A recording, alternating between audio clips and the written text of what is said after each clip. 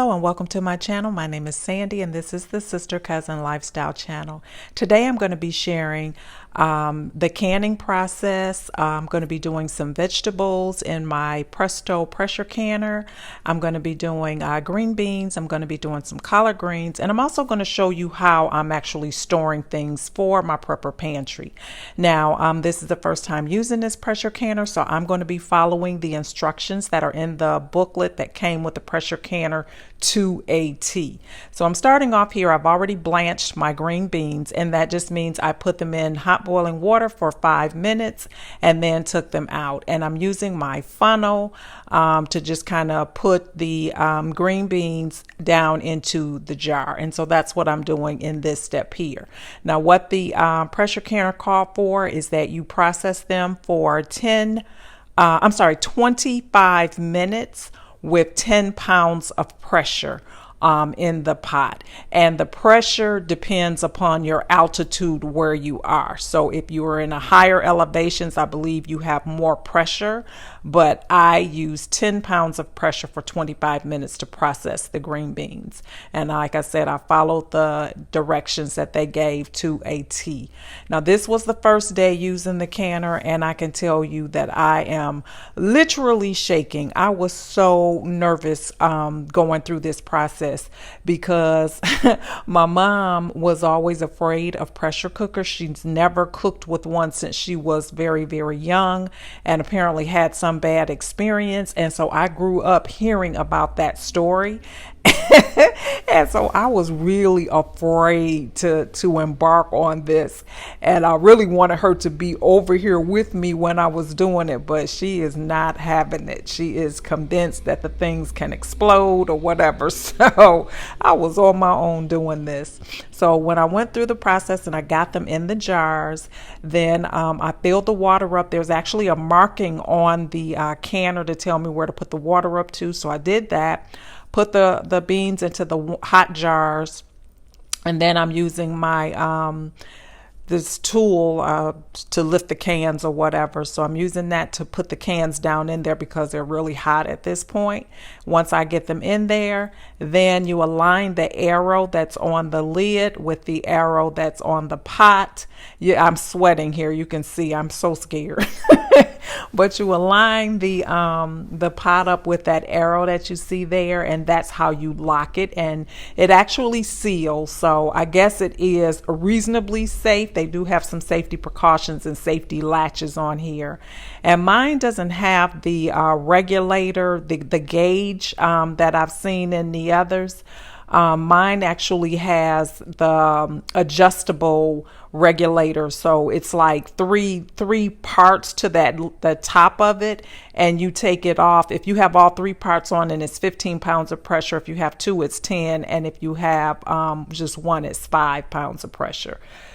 So the beans have gone through the process, and now I have taken them out, and I'm now on day 2, and I'm like much more comfortable now because I've done this process, and now I'm doing my collard greens. And so the collard greens, they process for a much longer time. You start off with blanching them, just like you did the green beans. So you put them in boiling water for 5 minutes and blanch them like that. And then you put them into the canner at 10 pounds of pressure for 70 minutes.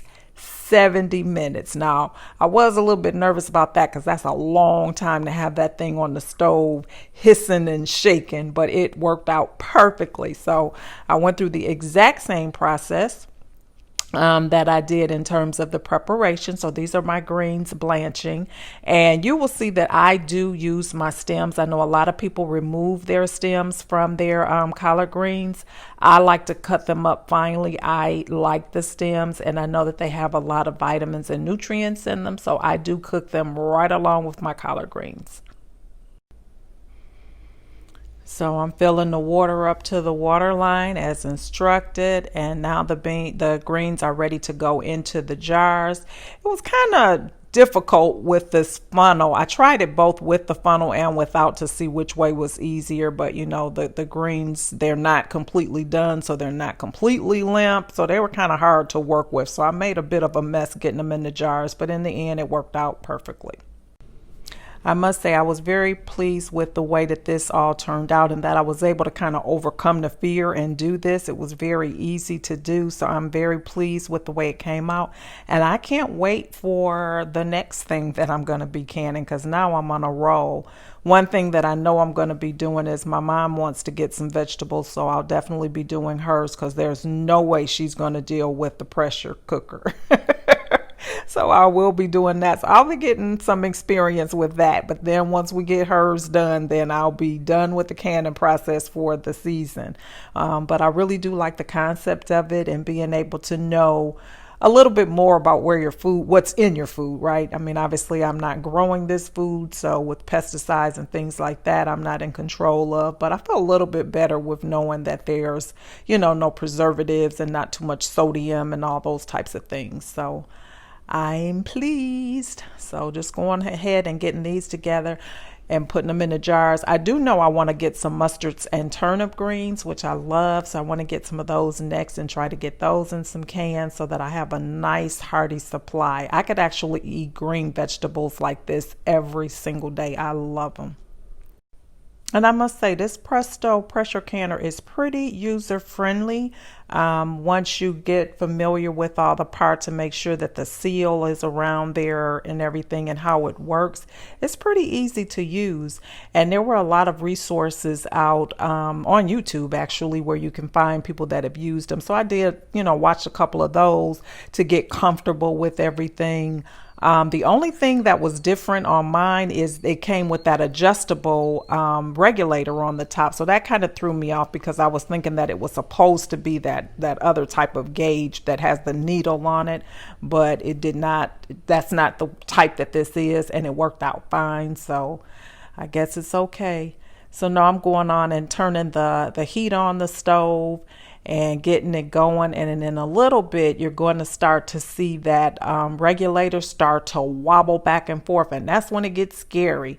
When that thing starts happening and you start to hear that the sound that it makes, it is pretty intimidating, but it worked out fine. All right, look at it go. So this is when you know that it is now with the 10 pounds of pressure in there. It's a lot of pressure in there, and that's causing that regulator to kind of wobble around. It's really turning all around, and it pretty much did that for a good hour, because it had to process for 70 minutes. So now the time is up. It is time to turn the stove off and let it cool down. Let that pressure come out of the pot so that I can open it up and see my canned goods.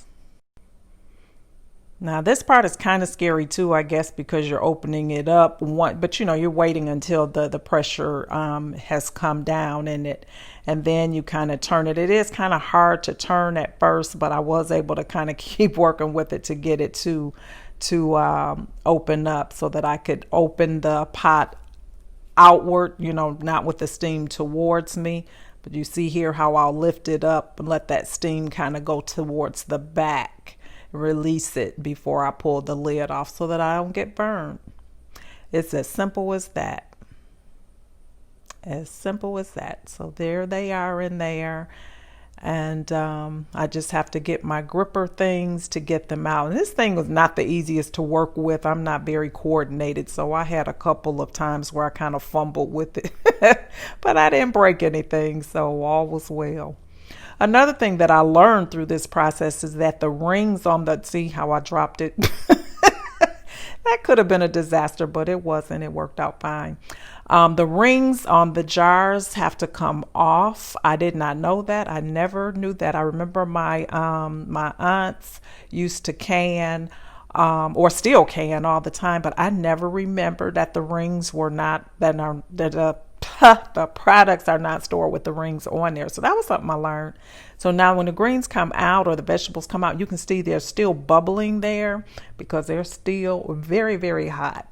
But anyway, I'll wait for them to cool off, and then I'll remove the rings, and then they're ready to be stored.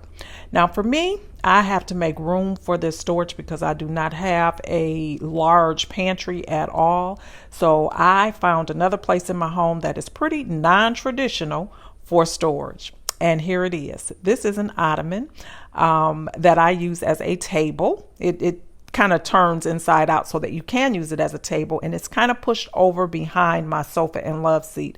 I actually do not like this thing, which is why I have it kind of hidden. I wanted to get some regular side tables, but I've just been using it in the meantime.